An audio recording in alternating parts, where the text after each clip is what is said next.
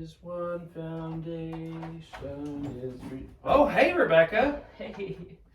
How you doing? Pretty good. Yeah. You're getting into your cozy pastor robe, I see. That's right, yeah. Mm-hmm. All ready to curl up by the warm candles and drink a nice glass of communion juice. You just need some special slippers. Do you have special slippers? No. Fluffy socks? I'm getting robed to lead worship, Rebecca, but I think you knew that. Well, okay, I did know that. I'm teasing you, of course. Of course. Actually, I have wondered, what is the deal with the robes and stuff? I mean, why do you and the other pastors put all that on when you lead worship? Oh, the vestments, you mean? Vestments. Oh, yeah, there's the old vestment and the new vestment. I like the new vestment. I mean, what would Jesus wear?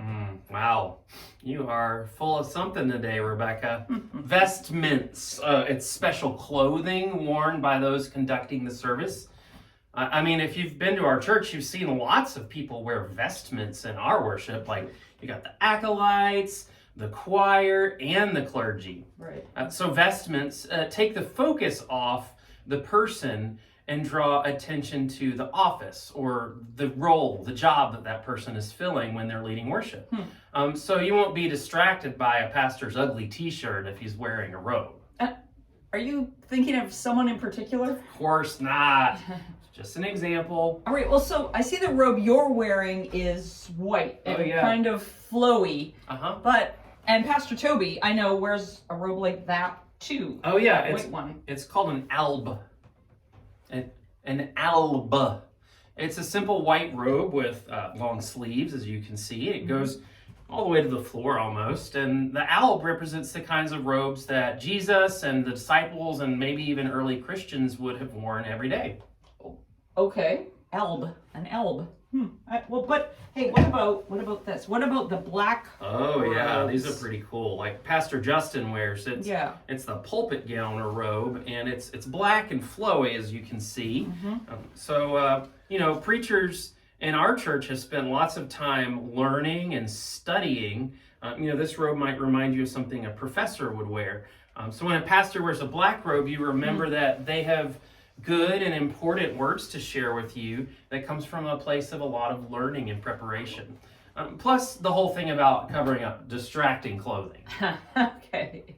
Well, you know what I like the best about your vestments is all these colorful scarf things. Oh, yeah, the stoles. You stole it? No, I completed 6 years of training to be able to wear this. Definitely not stolen. Okay. This colorful cloth is called a stole. Okay. So ordained elders like Pastor Justin or Pastor Jameson, they wear the stole and it goes around both shoulders behind their neck. Maybe you've noticed the difference there.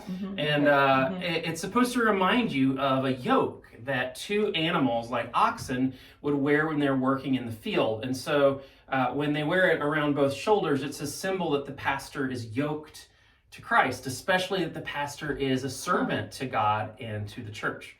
But ordained deacons like me, we wear the stole across the left shoulder only. It's also a symbol of service, but more specifically, it's meant to remind you of when Jesus washed his disciples' feet. Wow. I mean, that's really neat. Yeah, and sometimes stoles even have like Christian symbols on them, or like mine has Christian words like peace and love, hope, and joy. That is super fancy. Yeah.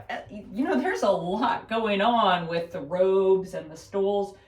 Thanks for explaining all that. Oh, yeah, I really love when I get to wear my robe and stole. It's kind of my uniform, you know? It represents a lot of work and study and the blessing of the church for this ministry. And when I wear it, I'm letting everyone know that my job is to serve God and to serve the church.